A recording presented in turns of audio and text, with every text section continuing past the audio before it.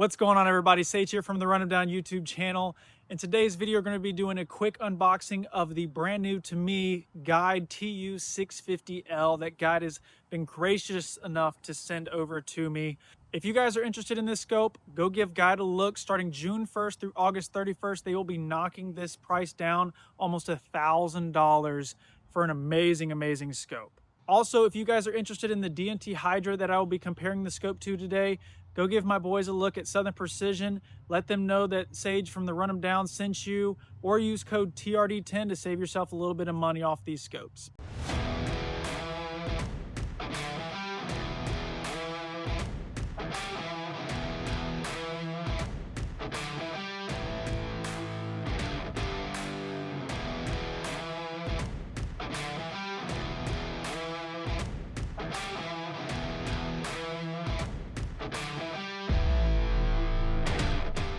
All right, guys, so we are back at the house and I have this brand new guide TU 3.0 in the box. I'm going to do a quick little unboxing video for you guys so you know what's coming in the case. They did send me this little sheet with kind of a lot of scopes on it. It did get ripped somehow in the shipping, but that's okay. We're going to open this bad boy up real quick and we're going to see which one it is and hopefully put on a nice bolt gun and go kill some pigs this weekend. So let's get started. Hard case right here, so that's super nice. Go ahead and open this bad boy up.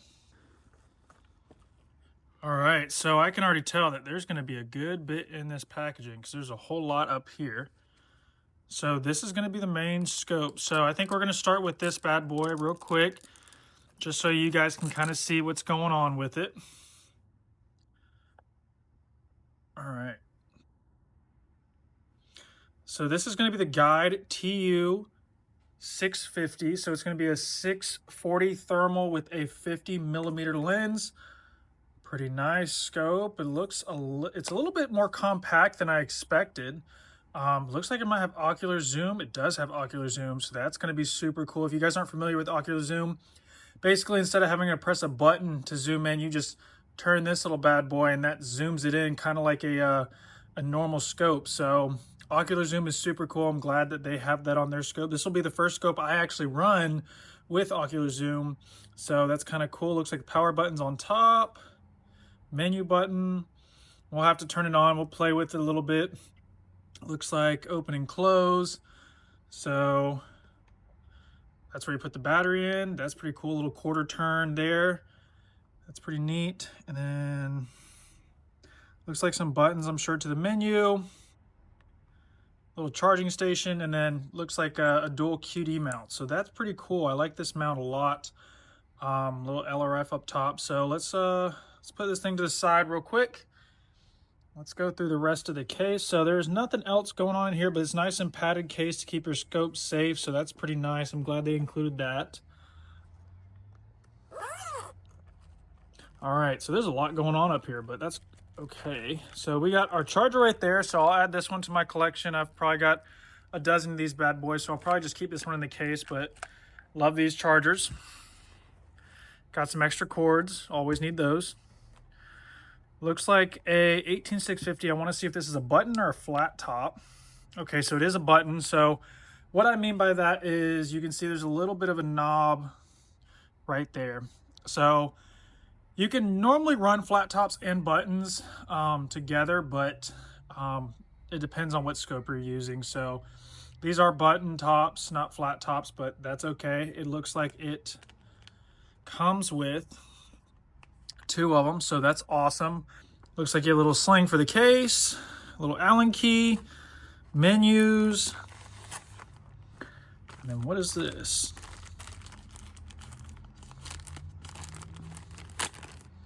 Oh, okay. So you have plugs, different types of plugs. Looks like different types of just plugs across. If you go over to Europe, they have certain, different wall plugs and stuff like that. So that's pretty nice that they have that as well. They include that in there. So overall, I'm pretty excited about this. I'm going to be putting on a new bolt gun, a 6.5 Creedmoor that I just picked up and go shoot some dogs. So let's get back to the video. So now that you guys have kind of seen the unboxing video for everything that comes in this scope, I'll just kind of go over the basics that I've enjoyed with the scope overall. Now, of course, on the front, you do have the 50mm lens. I feel like that's an industry standard with the 640 resolution scope. It allows you to just, kind of poke out and shoot those farther shots, but it also makes it easy shooting those closer shots as well and still getting a full view of what's going on. Now, you do have the LRF up here on top as well. So that LRF I was using the other night, and it seems like it's pretty accurate. Although I do wish the LRF box was a little bit smaller. I did range a coyote at about 300 yards, and it seemed like I was kind of hitting certain like little trees and bushes, while I was trying to hit him. So that is one thing that I would say that I wish was a little bit better, but that's not going to take away from the scope in itself. Now with this scope, you do have ocular zoom up on top, which I think is super awesome. I wish every single tube scope that was ever made had ocular zoom. I think it makes it 10 times easier to zoom in and out on certain things. You have your menu button and your power button on top, and then you are able to change the focus on the power button up top just by screwing in and out. And then the menu button you can change from white hot to black hot to green hot to multicolor.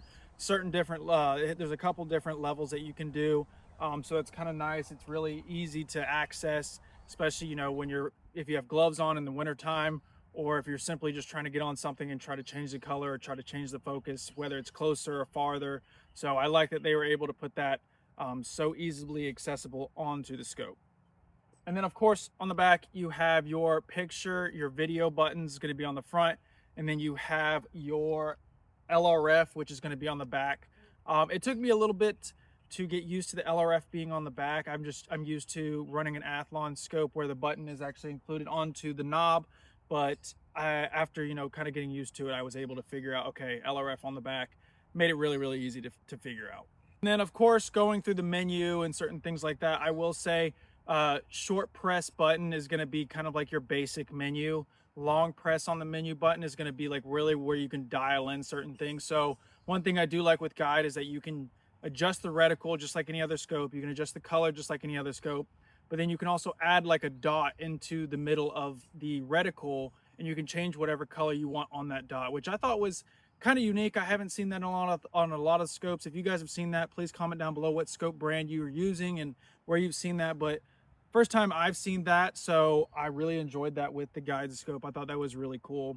All right, enough of me blabbing around. I know you guys really want to see the comparison video to see what this Guide scope really looks like compared to like a mainstream Hydra or DNT Hydra. So what we're going to do is I have a little range here behind you guys. We're going to go out to 50 yards, 100 yards, and then 150 yards. I don't have exactly 200. Maybe I'll get a little video where I can get us out to like 250, so that way you guys can kind of see what this scope does at that range. But we're going to start off with these 3 levels. That way you guys can just kind of see the detail and which one picks up a little bit better on the heat. DNT Hydra, man, those guys do it right. I will say with this Guide, it picks up a lot of I like to call it white noise, which is basically your grass or trees, certain things like that. Personally, I don't really care to see grass and trees, but I know some people might. But we'll see what we'll put these 2 together and we'll see what you guys think.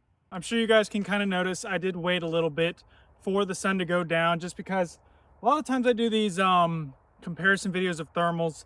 I kind of do it middle of the day, and I feel like you're not able to see exactly the best light for these thermals. Now, obviously, it's still light outside, so it still isn't the best, but it is better than broad daylight. So right here next to me, I have the Guide on my brand new 6.5 Creedmoor bolt action rifle. This is a Remington 700.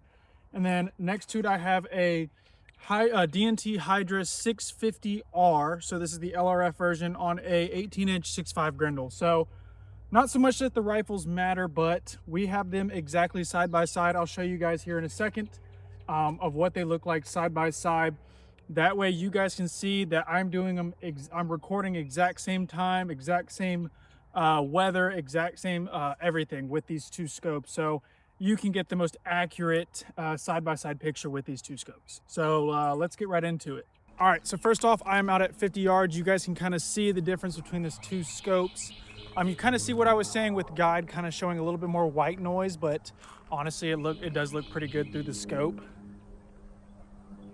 Now here I am out at 100 yards. Again, you can really see the difference between the two scopes. There's not a crazy difference. The DNT HYDRA does pick up pretty good, but you know, the guide does look a little bit better.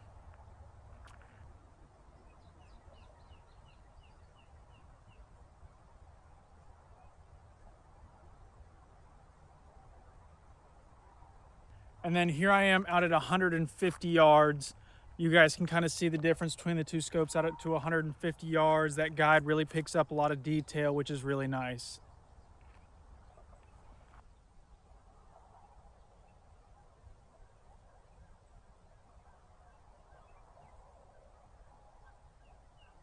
All right, guys, that is going to wrap it up today for the comparison video between the Guide TU650L and the DNT HYDRA HS650R. If you guys have enjoyed this video, please like, please comment down below. Go ahead and subscribe to the channel if you aren't already, and I will catch you on the next one. Go run them down.